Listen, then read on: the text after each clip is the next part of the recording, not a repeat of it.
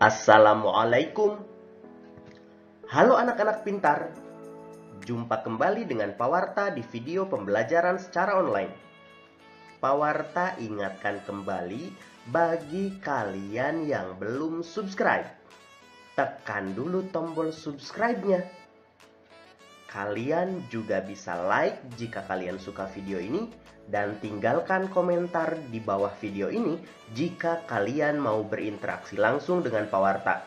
Atau jika kalian ada pertanyaan yang mau disampaikan kepada Pak Warta. Tapi ingat, selalu menggunakan kalimat yang sopan. Baiklah, anak-anak pintar.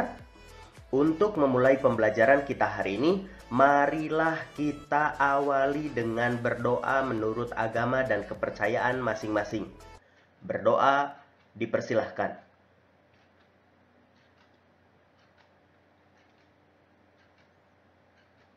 Selesai.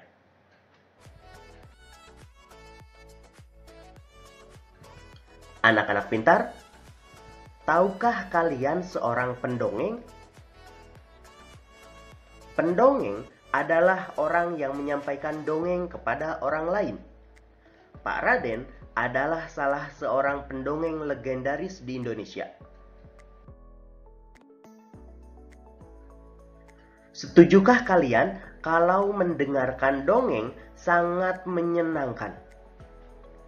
Siapa di antara kalian yang suka mendengarkan atau membaca dongeng? Tinggalkan komentar di bawah video ini ya. Indonesia sangat kaya akan dongeng.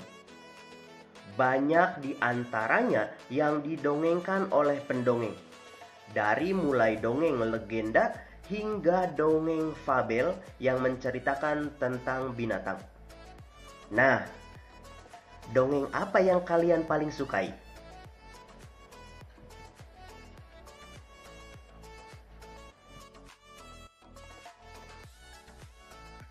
Seperti halnya cerita yang lain, dongeng juga memiliki unsur-unsur pendukung, sehingga menjadi sebuah karya sastra yang menarik. Di antara unsur-unsur dongeng yaitu sebagai berikut. Yang pertama ada tema, yaitu pokok pikiran pengarang yang ingin disampaikan kepada pembaca. Yang kedua, tokoh, yaitu pelaku dalam dongeng. Ketiga, penokohan, yaitu watak atau sifat dari tokoh yang diceritakan. Selanjutnya ada latar, yaitu keterangan tempat, waktu, dan suasana dalam sebuah dongeng. Selanjutnya ada alur, yaitu rangkaian peristiwa yang membentuk satu kesatuan cerita.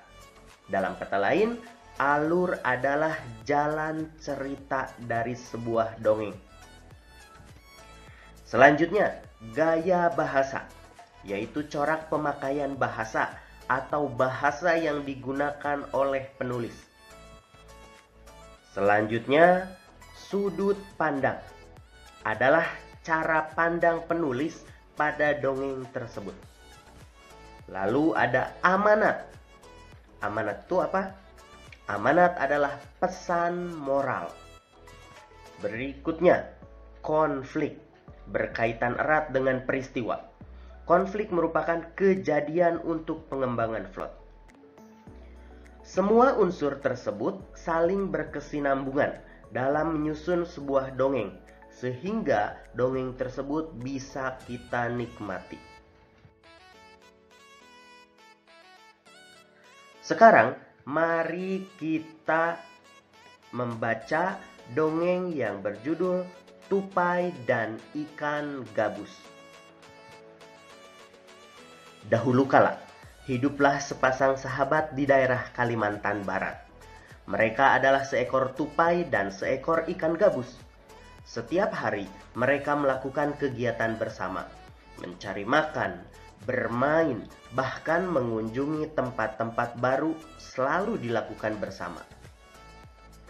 Suatu hari, tupai tidak melihat gabus sahabatnya. Ia mencarinya ke tempat biasa gabus tinggal. Saat bertemu, tupai sangat kaget. Gabus terlihat lesu, Ternyata ia sedang sakit. Tupai sangat sedih. Ia menawarkan makanan untuk sahabatnya. Namun, Gabus tidak berselera makan. Gabus hanya menginginkan satu jenis makanan yang diyakininya dapat menyembuhkan penyakitnya. Tupai berjanji akan mencari demi sahabatnya. Setelah Gabus mengatakan makanan yang dapat menyembuhkan penyakitnya, Tupai sangat kaget. Ia harus mencari hati ikan hiu. Ikan hiu sangat ganas. Tidak terpikir olehnya ia bisa mendapatkannya. Namun, Tupai bertekad untuk mendapatkannya. Ia ingin sahabatnya sembuh. Tupai kemudian melompat dari satu pohon kelapa ke pohon kelapa lainnya yang dekat dengan tepi pantai. Saat menemukannya, ia melubangi satu kelapa dan membiarkan airnya habis. Kemudian, sang tupai masuk ke dalam kelapa. Angin kencang membuat kelapa jatuh ke pantai dan ikan hiu memakannya.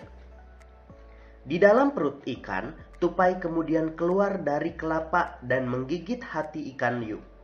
Ikan tersebut mencoba bertahan sampai kehabisan tenaga. Ombak besar membawa ikan hiu ke tepi pantai. Saat itulah tupai keluar dari mulut ikan hiu dan membawa hati ikan kepada sahabatnya. Sampai di tempat ikan gabus, tupai kemudian memberikan hati ikan hiu untuk dimakannya. Beberapa hari kemudian, tupai melihat sahabatnya segar kembali. Betapa senangnya tupai melihat ikan gabus sehat seperti sedia kala.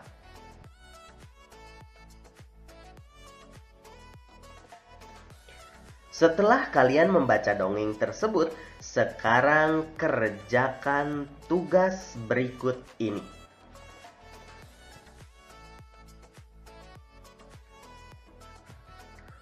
Tuliskan unsur-unsur dari dongeng yang telah kalian baca tadi, mulai dari judul, lalu tokoh, sifat tokoh, tempat atau latarnya, lalu tuliskan juga awal ceritanya bagaimana, akhir ceritanya seperti apa, dan pesan moral dari cerita tersebut bagaimana.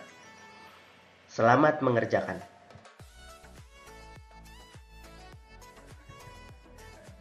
Tahukah kamu, dalam bercerita ada kalanya pendongeng menggunakan wayang yang terbuat dari kayu. Siapakah yang membuat wayang tersebut? Wayang tersebut dibuat oleh pengrajin kayu.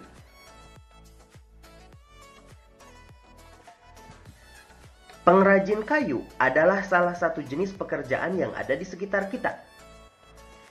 Selain pengrajin, kita juga bisa menemukan beragam jenis pekerjaan lainnya yang digeluti oleh orang tua kita. Berikut ini adalah beberapa contoh pekerjaan dari orang tua kita. Ada yang berprofesi sebagai guru, kemudian ada yang berprofesi sebagai peternak, pedagang, montir, koki, penjahit, dokter, masinis, nelayan, dan petani. Itulah beberapa contoh pekerjaan yang digeluti oleh orang tua kita.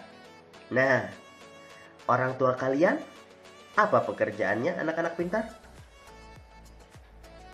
Apapun pekerjaan yang digeluti oleh orang tua kita, kita harus bangga kepada mereka.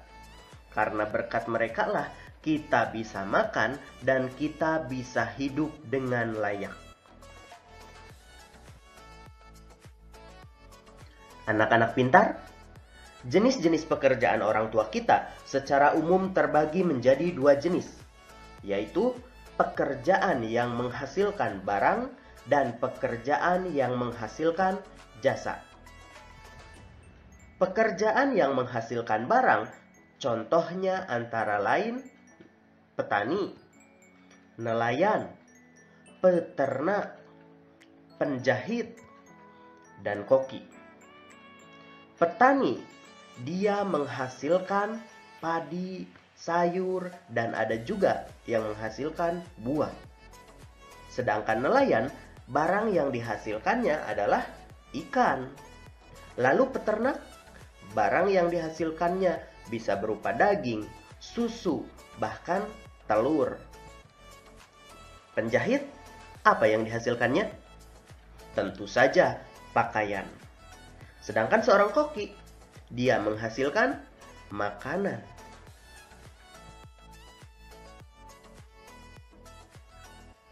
Sedangkan pekerjaan yang menghasilkan jasa, antara lain guru, pedagang, masinis, dokter, dan montir. Semuanya adalah pekerjaan yang menghasilkan jasa. Mereka tidak nampak apa yang dihasilkannya, tapi mereka memberikan dampak bagi orang lain, memberikan jasa bagi orang lain. Sekarang, Pak Warta mau bertanya, tahukah kalian pengrajin kayu itu termasuk ke dalam kelompok pekerjaan yang mana? Oke, termasuk yang mana? Pengrajin kayu termasuk ke dalam kelompok pekerjaan yang menghasilkan barang. Seorang pengrajin kayu menghasilkan beraneka ragam jenis perabotan rumah tangga, seperti kursi, meja, dan lemari.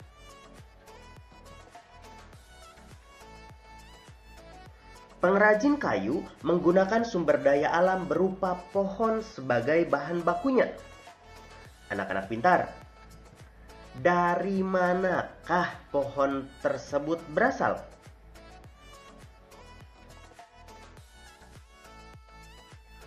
Pohon berasal dari hutan. Kemudian ditebang oleh para penebang kayu dan diangkut kepada para pengrajin kayu. Para pengrajin mengolah kayu-kayu tersebut menjadi berbagai perabotan rumah tangga. Setelah perabotan itu jadi, perabotan tersebut dibawa ke toko mebel untuk dipasarkan. Di toko mebel inilah para konsumen membeli perabotan tersebut dan membawanya pulang ke rumah masing-masing. Seperti yang tadi dijelaskan, bahwa pengrajin kayu mendapatkan kayu untuk bahan baku mebel tersebut dari hutan. Salah satu hutan di Indonesia yang sering diambil pohonnya adalah hutan di Kalimantan. Dahulu, hutan Kalimantan sangat lebat dan merupakan paru-paru dunia karena penghasil oksigen. Akan tetapi, kini pohon-pohonnya semakin berkurang. Sering sekali terjadi kebakaran hutan di sana. Sekarang, mari kita perhatikan proyeksi berkurangnya hutan Kalimantan dari tahun 1950 hingga tahun 2020 sekarang ini. Coba kalian perhatikan peta tersebut. Jika diperhatikan, dari tahun ke tahun, hutan di Kalimantan tersebut semakin berubah. Kita lihat peta Kalimantan di tahun 1950. Semua permukaan peta dilukis dengan warna hijau. Itu artinya bahwa seluruh wilayah Kalimantan masih tertutupi hutan. Kemudian kita perhatikan peta di tahun 1985. Ada beberapa wilayah yang dilukis dengan warna putih. Ini menunjukkan wilayah tersebut sudah beralih fungsi. Yang tadinya hutan, ada yang dialihfungsikan menjadi pemukiman atau juga sebagai perkebunan. Namun hutannya masih sangat luas. Di tahun 2000, warna putih bertambah di beberapa wilayah. Artinya, semakin banyak hutan yang ditebang dan dialihfungsikan. Tahun 2005, warna putih semakin meluas. Hal tersebut menunjukkan bahwa hutan Kalimantan semakin berkurang. Lalu di tahun 2010, antara warna hijau dan warna putih hampir sama. Artinya, sudah setengah dari hutan Kalimantan tersebut habis. Dan diperkirakan di tahun 2020 ini lebih dari setengah hutan Kalimantan habis. Baik itu karena alih fungsi maupun karena kebakaran yang melanda. Jika demikian, lalu apa yang akan terjadi di tahun 2050 nanti? Bagaimanakah kondisi paru-paru dunia ini? Kitalah yang menentukan bagaimana kelanjutan dari kondisi hutan tersebut. Apakah akan terus dialihfungsikan dan menggusur paru-paru dunia ini? Ataukah akan kita lestarikan sehingga paru-paru dunia kembali membaik?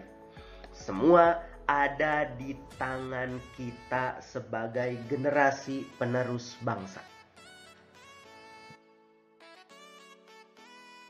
Anak-anak pintar, sekarang kalian kerjakan tugas berikutnya. Jawablah pertanyaan-pertanyaan berikut dengan tepat. Nomor 1, sebutkan 5 pekerjaan yang menghasilkan barang yang ada di sekitar kalian beserta barang yang dihasilkannya.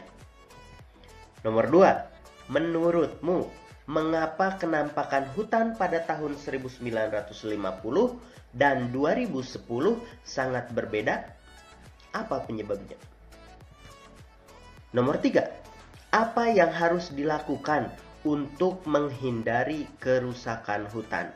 Kalian berikan solusinya. Silahkan tulis di buku tugas kalian masing-masing. Selamat mengerjakan. Wah, tidak terasa ya, akhirnya kita sampai di penghujung video. Demikianlah materi pelajaran kita hari ini. Terima kasih atas segala perhatiannya. Pak Warta tidak lupa berpesan kepada kalian, kita membutuhkan alam untuk menunjang seluruh kehidupan kita. Oleh karena itu, kita pun harus menjaga kelestariannya agar kehidupan kita tetap berlangsung dengan baik. Akhir kata dari Pak Warta, wassalamualaikum warahmatullahi wabarakatuh.